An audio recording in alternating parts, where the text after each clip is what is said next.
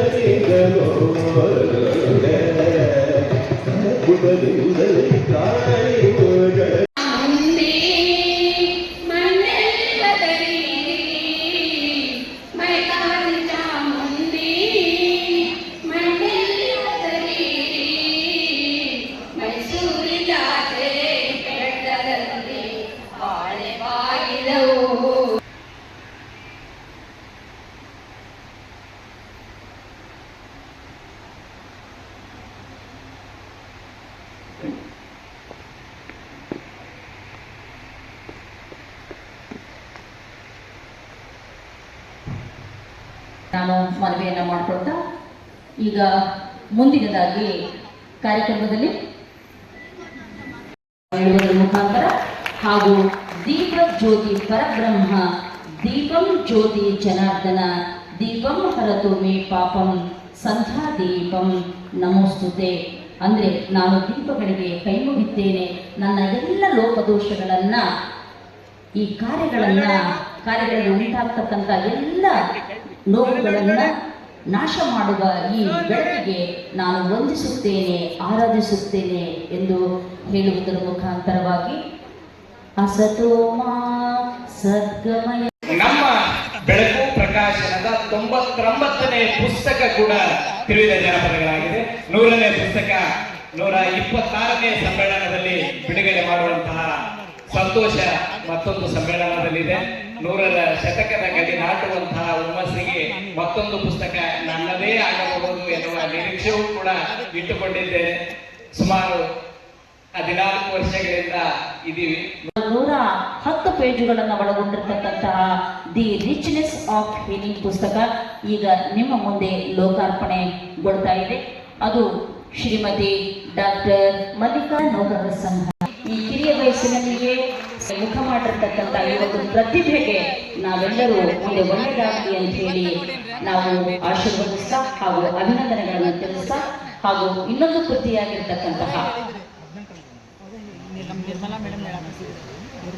ಇದು ರಾಜಕೀಯ ಶಕ್ತಿ, ಆರ್ಥಿಕ ಶಕ್ತಿ ಬಲವಾಗಲಿ ಅಂತ ಆಶಿಸಿ ಸಂಘಟನಾ ನುಡಿಗಳನ್ನು ಆಡೋಕೆ ನಿಮ್ಮೆಲ್ಲರನ್ನ ಈ ಥರ ಪೇಟ ಹಾಕ್ಕೊಂಡು, ಇದು ಪೇಟ ಬರೀ ಸಿಂಗಾರ ಅಲ್ಲ, ಅಣ್ಣಪ್ಪ ಮೇಟಿಗೌಡರು ನಮಗೆಲ್ಲ ಪೇಟ ಧರಿಸಿದ್ದು ಯಾಕೆಂದರೆ ನಿಮಗೆ ಇನ್ನೂ ಜವಾಬ್ದಾರಿ ಇದೆ.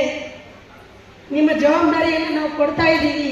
ನೀವು ನಿಮಗೆ ಬದ್ಧರಾಗಿ ಒಂದು ಡಾಕ್ಯುಮೆಂಟ್ರಿ ಮಹಾಸಾಧ್ವಿ ಹೇಮರೆಡ್ಡಿ ಮಲ್ಲಮ್ಮ ಅದನ್ನು ನೋಡಿಬಿಟ್ಟು ಹುಬ್ಬಳ್ಳಿಯ ರೆಡ್ಡಿ ಸಮುದಾಯದ ಅಧ್ಯಕ್ಷರಾದಂಥ ಆಲೂರು ಅಂತ ಅವರು ನನ್ನನ್ನು ಶ್ರೀಶೈಲಕ್ಕೆ ವಿಶೇಷ ಅತಿಥಿಗಳಾಗಿ ಕರೆದು ಮಹಾಸಾಧ್ವಿ ಹೇಮರೆಡ್ಡಿ ಮಲ್ಲಮ್ಮ ಪ್ರಶಸ್ತಿಯನ್ನು ಕೊಟ್ಟು ಸುಮಾರು 5,000 ಹೆಣ್ಣು ಮಕ್ಕಳಿಗೆ ಮಡಿಲನ್ನು ತುಂಬುವ ಕಾರ್ಯಕ್ರಮವನ್ನು ಹಮ್ಮಿಕೊಂಡಿದ್ರು.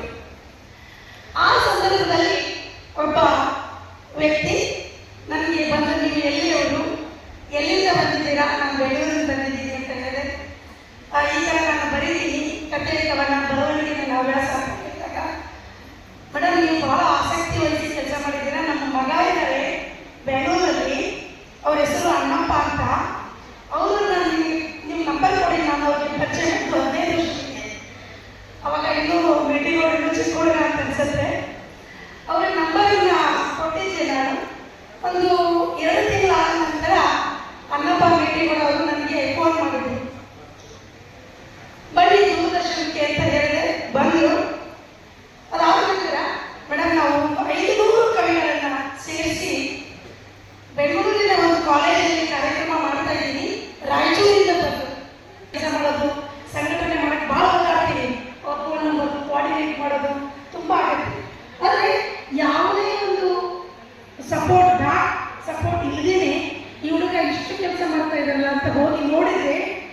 ಆ ಸಂಘಟನಾ ಶಕ್ತಿ ಎಲ್ಲರನ್ನೂ ಒಳಗೊಳ್ಳೋದು.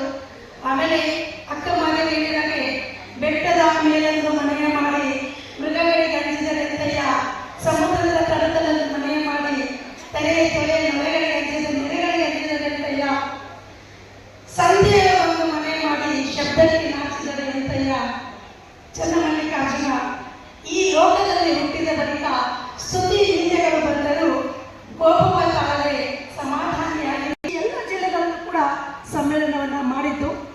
ವಿಶೇಷವಾಗಿ ನನ್ನ ಕೊಟ್ಟು ಊರು ಸಿಗ್ಗಾವಿಯಲ್ಲಿ ಅವರು ತ್ರಿವಳಿ ಜಿಲ್ಲಾ ಸಾಹಿತ್ಯ ಸಮ್ಮೇಳನವನ್ನು ಮಾಡಿದ್ರು. ಉದ್ಘಾಟಕರು ನಮ್ಮ ಮಾಜಿ ಮುಖ್ಯಮಂತ್ರಿಗಳಾದಂಥ ಬಸವರಾಜ ಬೊಮ್ಮಾಯಿ ಅವರೇ ನಮ್ಮ ಚಾರಿಟಲ್ಲಿ ಕೂತ್ಕೊಂಡು ಮೆರವಣಿಗೆಯನ್ನು ಮಾಡಿದ್ರು ಅಂತ ಒಂದು ಅದ್ಭುತವಾದ ಗಳಿಗೆಯನ್ನು ಇಲ್ಲಿ ಸ್ಮರಿಸ್ತಾ ಇದ್ದೀನಿ. ಈ ಹಿಂದಿನ ಸಂಘಟನೆಯ ಹಿಂದಿನ ಎಲ್ಲರ ಜೀವನದಲ್ಲಿ ಬೆಳಕನ್ನ ತರಲಿ ಮತ್ತು ಅವರು ಮಾಡತಕ್ಕಂಥ ಎಲ್ಲ ಕಾರ್ಯಗಳು ಸಮಾಜದ ಮೇಲೆ ಬೆಳಕನ್ನ ಬೀರಬೇಕು ಅಂತಕ್ಕಂಥ ಒಂದು ಉದ್ದೇಶವನ್ನು ಇಟ್ಕೊಂಡು ಈ ಬೆಳಕು ಅಂತಕ್ಕಂಥ ಒಂದು ಪ್ರಶ್ನೆಯನ್ನು ಸ್ಥಾಪಿಸುವುದರ ಮುಖಾಂತರ ನಾಡಿನ ಸಾಹಿತಿಗಳನ್ನ, ಸಾಹಿತ್ಯ ಆಸಕ್ತರನ್ನ, ಸಾಂಸ್ಕೃತಿಕ ವಿಭಾಗದಲ್ಲಿ ಕಾರ್ಯ ಮಾಡತಕ್ಕಂಥ ಎಲ್ಲ ವ್ಯಕ್ತಿಗಳನ್ನ, ಸಮಾಜಮುಖಿಯಾಗಿ ಕಾರ್ಯ ಮಾಡತಕ್ಕಂಥ ಎಲ್ಲ ವ್ಯಕ್ತಿಗಳನ್ನ ಗುರುತಿಸಿ ಗೌರವಿಸುವುದರ ಜೊತೆಗೆ ಅವರೆಲ್ಲರನ್ನ ಸಮಾಜದ ಮುಖ್ಯವಾಹಿನಿಗೆ ತರ್ತಕ್ಕಂಥ ಒಂದು ಕಾರ್ಯವನ್ನ ಅಣ್ಣಪ್ಪ ಮೇಟಿಗೌಡರ ಸಾರಥ್ಯದಲ್ಲಿ ಬೆಳಕು ಸಂಸ್ಥೆ ಮಾಡ್ತಾ ಇದೆ. ಇದು ನಿಜಕ್ಕೂ ಅನುಕರಣೆ ಹೇಳ್ತಕ್ಕಂಥ ಒಂದು ಮಾತನ್ನ ಈ ಸಂದರ್ಭದಲ್ಲಿ ಹೇಳ ಬಯಸ್ತಾ ಇದ್ದೇನೆ. ಕೆಲವರನ್ನ ನಾನು ಕೂಡ ಈ ಒಂದು ಪ್ರಾಸ್ತಾವಿಕವಾಗಿ ಹೇಳಲೇಬೇಕಾದ ಅನಿವಾರ್ಯತೆ ಹಾಗೂ ಅಗತ್ಯತೆ ಇದೆ ಅಂತ ಅನ್ಕೊಂತೀನಿ. ಎಲ್ಲ ಅತಿಥಿ ಗಣ್ಯರೇ ಹಾಗೂ ನನ್ನ ಪ್ರೀತಿಯ ಸಾಹಿತ್ಯಾಸಕ್ತರೇ ಹಾಗೂ ನನ್ನ ಮಾಧ್ಯಮ ಮಿತ್ರರೇ ಹಾಗೂ ವಿವಿಧ ಕ್ಷೇತ್ರಗಳಲ್ಲಿ ಸಾಧನೆ ಮಾಡಿರುವಂತಹ ಎಲ್ಲ ಸಾಧಕರೇ ಹಾಗೂ ನನ್ನ ನೆಚ್ಚಿನ ಬೆಳಕು ಸಂಸ್ಥೆ ಹಾಗೂ ವಿವಿಧ ಸಂಸ್ಥೆಗಳ ಹೆಸರು ಬಂದದ ಮೊದಲು ಅವರು ಉತ್ತಮ ಸಂಘಟಕರಾದ ರಾಷ್ಟ್ರ ಮಟ್ಟದಲ್ಲಿ ಕೂಡ ಅವ್ರ ಹೆಸರಾದ ಮೊದಲು ಫಸ್ಟ್ ಅನೌನ್ಸ್ ಮಾಡು, ನಾನು ಮಾತಾಡ್ತೀನಿ ಏನಾದ್ರು ಅವ್ರು ಇಲ್ಲ ಅಂದ್ರೆ ಆ ಸದ್ಯಕ್ಕೆ ಡೈರೆಕ್ಟ್ ಸಮ್ಮೇಳನ ಮುಗಿಸ್ಕೊಂಡು ಅವ್ರ ಮನೆಗೆ ಹೋಗ್ಬಿಟ್ಟೆ. ಮನೆಗೆ ಹೋದ್ಮೇಲೆ ಮತ್ತೆ ಇವ್ರು ಏನಾದ್ರು ಅನ್ನೋಂತ ಭಯ ನನಗೆ ಮೊದಲನೇ ಭೇಟಿ ನಿರ್ಮಲಾ ಅವ್ರಿಗೆ ಫೋನ್ ಹಚ್ಚಿಬಿಟ್ಟೆ, ಹಿಂಗೆ ಮಾತಾಡ್ತಾರೆ ನೋಡ್ರೆ ಅವ್ರು ಅಭಿನಂದನೆಗಳು ಹೇಳಿದ್ರು. ಅವ್ರೇನು ನಿಮ್ಗೆ ಸಮ್ಮೇಳನದ ಅಂತ ಕೇಳಲಿಲ್ಲ. ಅದಂದ್ರೆ ಅವಾಗ ನಮ್ಗೆ ದಾರಿ ಸುಗಮ ಆಯಿತು. ಅವಾಗ ಅನೌನ್ಸ್ ಮಾಡಿದ್ವಿ ನಮ್ಮ ಹಿರಿಯ ಸಂಘಟಕರು. ಹಾಗೆ ಈ ಒಂದು ಸಮ್ಮೇಳನದ ಉದ್ಘಾಟಕರಿಗೆ ನಾನು ಅವ್ರ ಮುಖನೇ ನೋಡಿಲ್ಲ, ಹೆಸರು ಕೇಳಿದ್ದೆ. ಪತ್ರಿಕೆಯಲ್ಲಿ ನಾವು ಬರೀತಾ ಇದ್ವಿ ಖಜಾಂಚಿಗಳ ಸರ್ಕಾರಿ ನೌಕರರ ಸಂಘದ ರಾಜ್ಯ ಖಜಾಂಚಿಗಳಂತ ಶಿವರುದ್ರಯ್ಯ ಸರ್ ಅವರು, ನಮ್ಮ ಸಂಸ್ಥೆಯ ಪದಾಧಿಕಾರಿಗಳು ಹಾಗೂ ನನ್ನ ಮೊದಲು ಕೆಲಸ ಮಾಡ್ತಾ ಇದ್ದೆ ಕೋರ್ಟಲ್ಲಿ, ಆಗಿನಿಂದ ಪರಿಚಯ ಆಗಿರುವಂತ ನಮ್ಮ ಮಲ್ಲಿಕಾರ್ಜುನ ಅವರು ಶಿವರುದ್ರಯ್ಯ ಸರ್ ಅವರು ಮಾಡಿಬಿಟ್ರಿ ಅಂತ. ಅವ್ರಿಗೆ ಒಂದು 15 ದಿನದಿಂದ ಒಂದು 4-5 ಸರಿ ಮಾಡಿದ್ವಿ, ಫೋನೇ ಪಿಕ್ ಮಾಡಲಿಲ್ಲ ಮನುಷ್ಯರು. ಆಮೇಲೆ ಒಂದು ದಿನ ರಾತ್ರಿ ಅವರೇ ಕರೆ ಮಾಡಿದ್ವಿ, ಯಾವ್ದು ಡಿಸ್ಕಲ್ ಆಗಿರ್ತದೆ ಸರ್, ಹಿಂಗೆ ಸರ್ ಅಂತಂದು ಈಗ ಉದ್ಘಾಟಕ ಆಗಿರೋ ಇಲ್ಲಪ್ಪ 11ನೇ ತಾರೀಕಿಗೆ ಇದೆ ಸರ್, ಏನಿಲ್ಲ ದಯವಿಟ್ಟು ದೊಡ್ಡ ಸಮ್ಮೇಳನ ಇದೆ, ನೀವು ಬರಬೇಕು ಅಂದಾಗ ಒಂದೇ ಮಾತಿಗೆ ಈ ಒಂದು ಒಗ್ಗಟ್ಟಿಗೆ ನಮ್ಮ ಬೆಳಕು ಸಂಸ್ಥೆಯ ಕುಟುಂಬಕ್ಕೆ ಈ ಒಂದು ಕಾರ್ಯಕ್ರಮ ಯಶಸ್ವಿ ಸಮ್ಮೇಳನದ ಉದ್ಘಾಟಕರಾಗಿ ಆಗಮಿಸಿದ್ದಾರೆ. ಶೈಕ್ಷಣಿಕವಾಗಿ ಸಂಘಟನೆಯನ್ನ ಮಾಡ್ತಾ ಬಂದಿದ್ದಾರೆ. ಹಾಗೆ ಬಹಳಷ್ಟು ವರ್ಷಗಳಿಂದ ನಾನು ಪತ್ರಿಕೋದ್ಯಮಕ್ಕೆ ಬಂದಾಗಿನಿಂದಲೂ, ನಾನು ಸಂಜಯವಾಣಿಯಲ್ಲಿ ಸ್ಥಾನಿಕ ಸಂಪಾದಕ ಆದಾಗಿನಿಂದಲೂ ಕೂಡ ಚಿರಪರಿಚಿತರಾಗಿ ಹಾಗೂ ನನ್ನ ವೃತ್ತಿ ರಂಗದಲ್ಲಿ ಏನಾದರೂ ತಪ್ಪುಗಳಾದರೆ ಮೊದಲು ಮೇಟಿಗೌಡರೇ ಇರಬೇಕಾಗಿತ್ತು ನಿಮ್ಮ ಬರಹ, ಹಾಗೆ ಈಗ ಬರೆದ್ರೆ ಇನ್ನೂ ಉತ್ತಮ ಆಗ್ತದ ಅನ್ನುವಂತ ದಾರಿಯನ್ನ ನನ್ನ ತವರು ಜಿಲ್ಲೆಗೆ ಈಗೊಂದು ಕರೋನಾ ಸಮಯದಲ್ಲಿ 5 ವರ್ಷದ ಹಿಂದಿನಿಂದಲೂ ಕೂಡ ಪರಿಚಯರಾಗಿದ್ದಂತಹ ನಮ್ಮ ದುರ್ಗೇಶ್ ಗುರುಗಳು ADC ಅವರು, ಅಪರ ಜಿಲ್ಲಾಧಿಕಾರಿಗಳು ರಾಯಚೂರಲ್ಲಿ ಇದ್ದಾಗಿಂದ ಕೂಡ ನನ್ನ ಬೆನ್ನೆಲುಬಾಗಿ ನಿಂತುಕೊಂಡಿದ್ದಾರೆ. ಅವರು ಕೂಡ ಆಗಮಿಸಿದ್ದಾರೆ. ಈ ಒಂದು ವೇದಿಕೆಯಲ್ಲಿ ನಿಮಗೆ ತುಂಬ ಹೃದಯದ ಧನ್ಯವಾದಗಳನ್ನು ತಿಳಿಸ್ತಾ ಇದ್ದೇನೆ.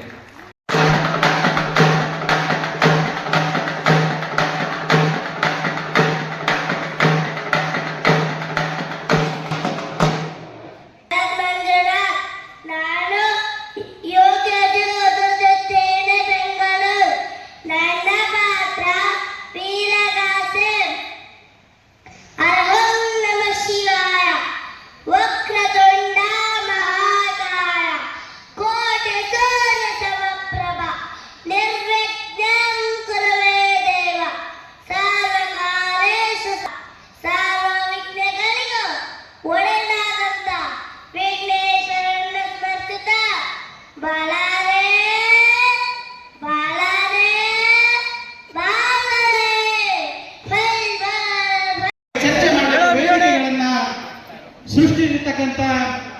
ಬೆಳಕು ಸಂಸ್ಥೆಯ ಸಂಸ್ಥಾಪಕ ನಿರ್ಮಾಪಕ ಅಣ್ಣಪ್ಪ ಮೇಟಿಗೌಡ ಇವರಿಗೆ ವಿವಿಧ ಸಂಘಟನೆಯ ಸದಸ್ಯರುಗಳು, ರೈತ ರಕ್ಷಣಾ ವೇದಿಕೆ ಕರ್ನಾಟಕ ರಾಜ್ಯಾಧ್ಯಕ್ಷ ಕರಿಯಪ್ಪ ಬನ್ನಾಪುರ್, ಕಾರ್ಯಕರ್ತರು, ಶಿವಣ್ಣ ಪೂಜಾರಿ ಇನ್ನಿತರೆಲ್ಲರೂ ಈ ಕಾರ್ಯಕ್ರಮದಲ್ಲಿ ಭಾಗಿಯಾಗಿ ಈ ಸಮಾಜಕ್ಕೆ ಏನಾದರೂ ಕೊಡಬೇಕು ಅಂತ ಮುನ್ನೆಲೆಗೆ ಬಂದು ಎಲ್ಲರನ್ನ ತೆರೆಮರೆಯಲ್ಲಿ ನಿಂತುಕೊಂಡು ಸರ್ವರನ್ನ ಗುರುತಿಸಿ ಮುಖ್ಯವಾಹಿನಿಗೆ ಇವತ್ತಿನ ಸಾಮಾಜಿಕ ಜಾಲತಾಣಗಳಲ್ಲಿ ಒಬ್ಬರ ಮುಖ ಒಬ್ಬರು ನೋಡದೇ ಇರುವಂತಹ ಸಂದರ್ಭದಲ್ಲಿ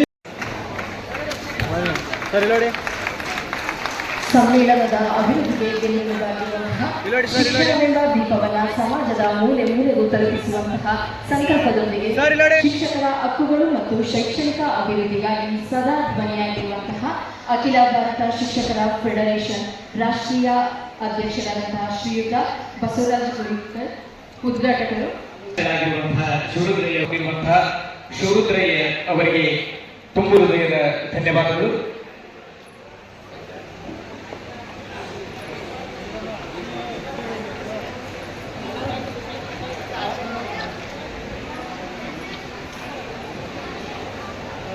ಈ ಒಂದು ಸುಂದರ ಕಾರ್ಯಕ್ರಮವನ್ನು ಉದ್ಘಾಟನೆ ಮಾಡಿದಂತ ಸರ್ವರಿಗೂ ಈ ಒಂದು ಕಾರ್ಯಕ್ರಮದಲ್ಲಿ ವಿಶೇಷವಾಗಿ ನಿಭಾಯಿಸುತ್ತಾ ನಮ್ಮ ದುರ್ಗೇಶ್